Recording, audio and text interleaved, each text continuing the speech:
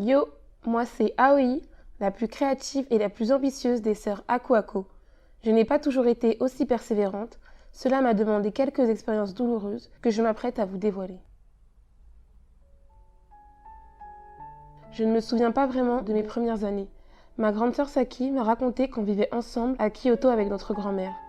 Mais on dirait bien que j'ai perdu la mémoire le jour où Mami-chan est décédée. J'avais 10 ans. 10 ans de ma vie perdue dans les méandres de mon inconscient.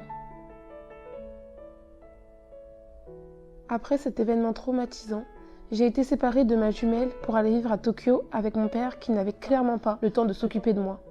Il travaillait nuit et jour, n'est jamais venu me chercher à l'école, n'a jamais vérifié mes devoirs, ni fait quoi que ce soit qu'un parent normal est censé faire.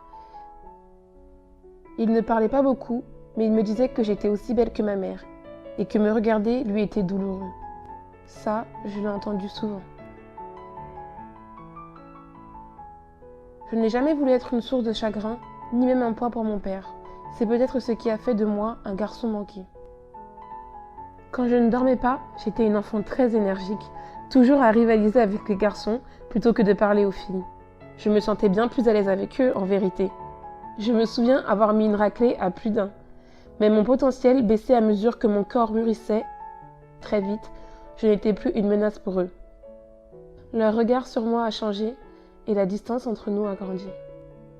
J'avais 12 ans et je ne savais toujours pas me conduire comme une fille. Quand mes premières règles sont arrivées, j'ai bien cru mourir. De douleur bien sûr, mais de solitude aussi. J'enchaînais les activités et les occupations juste pour échapper à la froideur de mon appartement vide. J'étais curieuse de tout et changeais de bukatsu tous les ans. Piano, tennis, peinture, violon, poterie, ballet, football. Mais c'est dans le club de théâtre que j'ai finalement trouvé ma voie. Pouvoir mettre un masque et prétendre être qui je voulais était ce dont j'avais le plus besoin.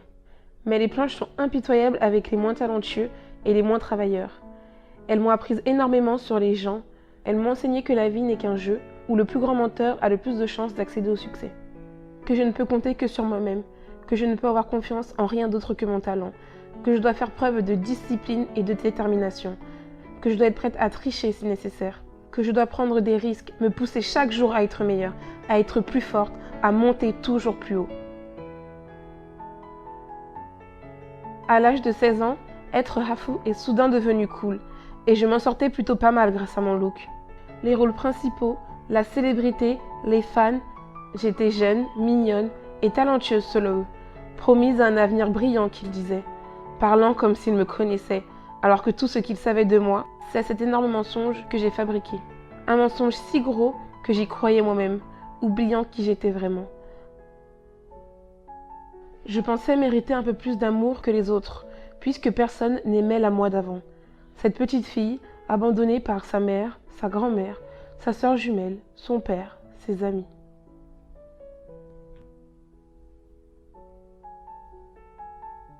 Ce fut l'une de ces nuits où je ne pouvais supporter la pénombre qui suit le feu des projecteurs. La petite voix dans ma tête me disant que je ferais mieux de gonfler le taux de suicide. J'ai pris un tas de substances pour tenter de la faire taire.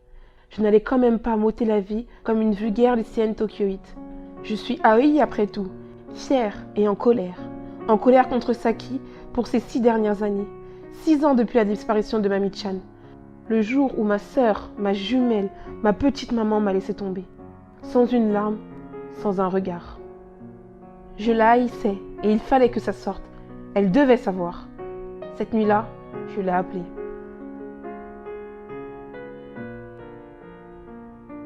Je ne lui avais pas parlé depuis des années. Je ne me souvenais même plus du son de sa voix. Et au moment où je l'ai entendue, j'étais comme pétrifiée. Je ne pouvais pas dire un mot, mais pourtant, elle a su que c'était moi. « Baby Blue » dit-elle. Ça m'a fait péter un plomb. « Ne m'appelle plus jamais comme ça. Tu n'as pas le droit de m'appeler comme ça. Pour qui tu te prends, hein? Ne fais pas comme s'il ne s'était rien passé. Je te hais, tu m'entends? Je te hais. » Je l'ai dit. Je lui ai finalement dit. Alors pourquoi est-ce que je ne me sens pas mieux? Attends-moi un peu, osa-t-elle me dire. Encore un tout petit peu, ok? On va s'en sortir, rien que toutes les deux. Tout va s'arranger, fais-moi confiance.